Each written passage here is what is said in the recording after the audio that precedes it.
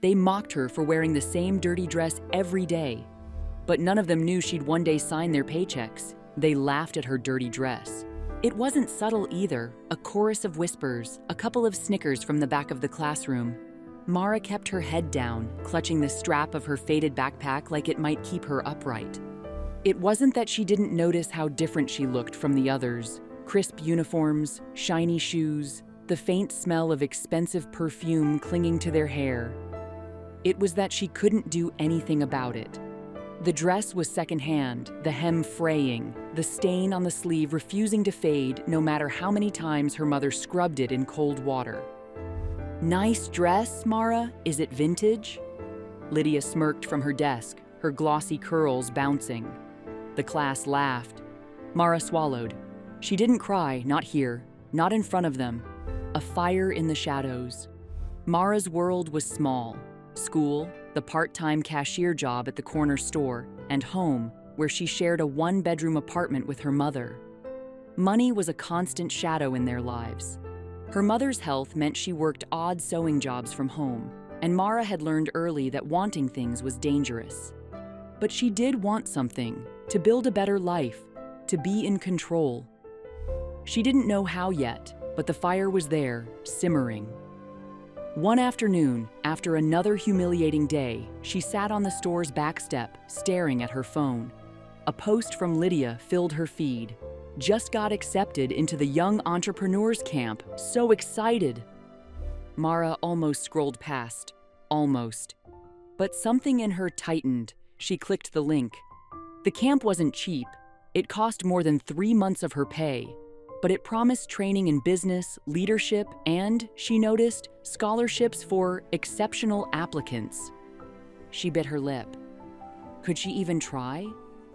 The door opens. 2 weeks later, she was in. She'd written her application in a single night, pouring every ounce of determination into it. She didn't write about being poor. She wrote about how she saw inefficiencies at the corner store, how products weren't arranged logically, how customers would often leave without finding what they wanted. She pitched a business idea about sustainable, affordable clothing for teens. The scholarship committee loved it, but the camp wouldn't be the fresh start she'd hoped. Shut out. On the first day, she stepped into the conference room and froze. Lydia was there. So were 3 others from school. "Oh my God," Lydia whispered loudly enough for the entire room. "She's here?" Her friends snickered. Mara ignored them and found a seat. The camp was intense, workshops in marketing, finance, and pitching. The instructors encouraged collaboration, but Mara noticed how the others avoided pairing with her. When she suggested ideas, they were ignored, until someone else repeated them and got credit. One afternoon, after a group project meeting, she overheard Lydia. "She thinks she's going to run something one day? Please, she can't even afford a normal dress." Mara's hands clenched, but she didn't storm out. She just wrote more notes. A glimmer of interest.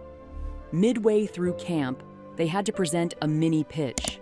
Mara stood before the judges, a panel of local business owners, and laid out her plan.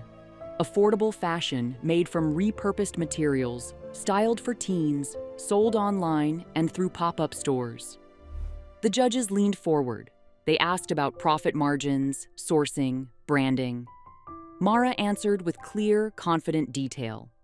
When she stepped down, one of the judges, a woman in her 40s with sharp eyes, slipped her a card. "Come see me after camp ends. I think you've got something here." Fueling the fire. Mara didn't tell anyone about the card, not yet. Instead, she spent the rest of the camp working like her life depended on it, because, in a way, it did. She woke up early, researched suppliers, learned about e-commerce platforms, and designed mock-ups using free online tools. Every night she fell asleep exhausted but buzzing. One night, while working in the shared lounge, Lydia wandered in. "You know you're wasting your time, right? You'll never get the funding. People like us." She smirked. "Well, like me, actually make it. You'll just end up back in your little store." Mara didn't answer. But inside, she promised herself that this would be the last time Lydia ever got to feel taller than her. Full circle. 4 years later, the corner store was gone, bought out by a growing retail brand, her retail brand. It had started with the woman from the panel, Mrs. Everson, who became her mentor and early investor. Together, they launched Threadrise, a sustainable teen fashion label that made national headlines for combining style with affordability. Social media influencers wore her designs. Orders poured in. And now, Mara was standing in the sleek glass conference room of their new headquarters, flipping through the stack of resume for her new assistant. The door opened. The receptionist stepped in. "Your 3 p.m. is here." Mara looked up. Lydia. She froze for a split second before recovering with a bright smile. "Mara, wow, it's been forever." Lydia's voice was nervous now. I heard you were hiring and thought..." She trailed off. Mara gestured to the chair opposite her. "Sit." No one laughs now. As Lydia shifted uncomfortably, Mara remembered every snicker, every whispered insult. But she also remembered something else, the way those moments had lit a fire in her. Lydia's resume was decent. She'd worked retail, done some marketing internships. She could probably do the job.